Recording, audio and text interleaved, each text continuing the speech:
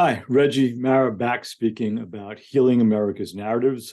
Pick up where we left off in the previous episode, speaking about Chapter 6 of the Vietnam War, and specifically what Neil Sheehan, in A Bright Shining Lie, described as the inevitability of the massacre at My Lai. Just a quote from A Bright Shining Lie, Sheehan wrote, "The military leaders of the United States and the civilian leaders who permitted the generals to wage war as they did had made the massacre," again at My Lai, inevitable.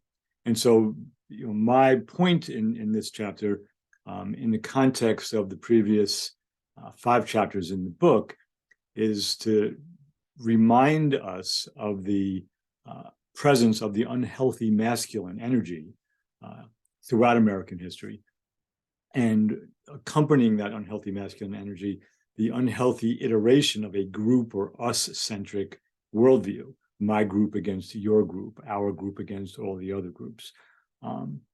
So as with Vietnam, this us-centric, unhealthy masculine energy also made possible, and I'm going to read a little bit more to you here, the mutilation and slaughter of Cheyenne men, women, and children at Sand Creek in 1864, which we dealt with back in chapter 4 of the book.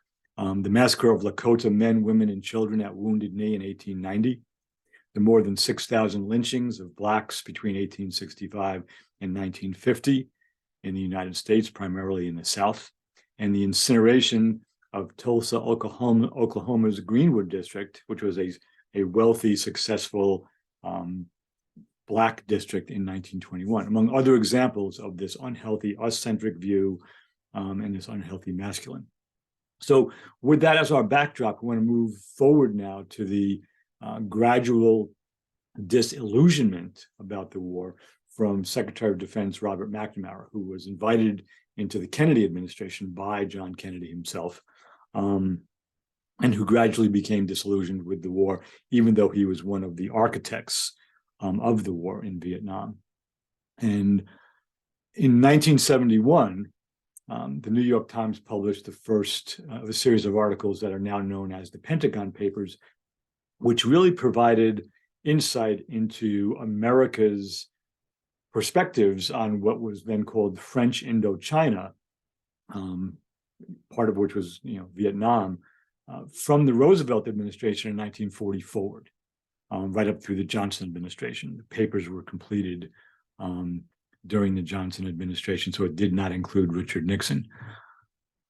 And just to get a sense of some of what we're talking about in terms of America's view of Vietnam, I'm going to share the screen here for a moment and just give you a view of one excerpt of a memo sent in March of 1965 from Assistant Secretary of Defense John McNaughton, who basically quantified the justification for U.S. involvement in South Vietnam.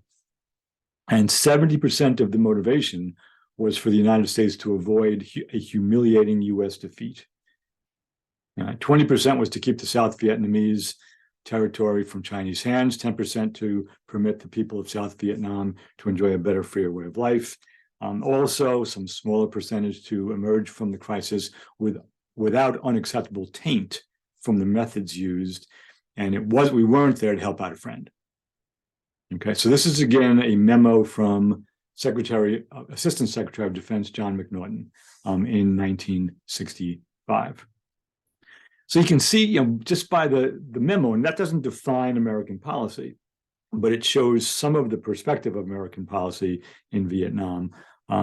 We wanted to make sure we avoided a humiliating defeat. Effectively, none of McNaughton's bullet points came true. We did suffer a humiliating defeat. Our methods used were questions. So it was a real dark time in the country's history. And unfortunately, many of the men, and primarily it was men on the ground who fought in that war, many whom were drafted and didn't really want to be there, when they got home, they were blamed and treated horribly by those members of the American public who were against the war, because the returning combat veterans were easier targets as they got off of the planes and off of the buses as they returned to their homes than were the various officials in Washington, D.C. and generals in the Pentagon. So I think we'll bring our conversation about the Vietnam War to a close in the next episode. I could be wrong on that, could be two more. But thank you again for staying tuned to what we're doing here, all in the context of healing America's narratives in this third decade of the 21st century. So thank you again. See you the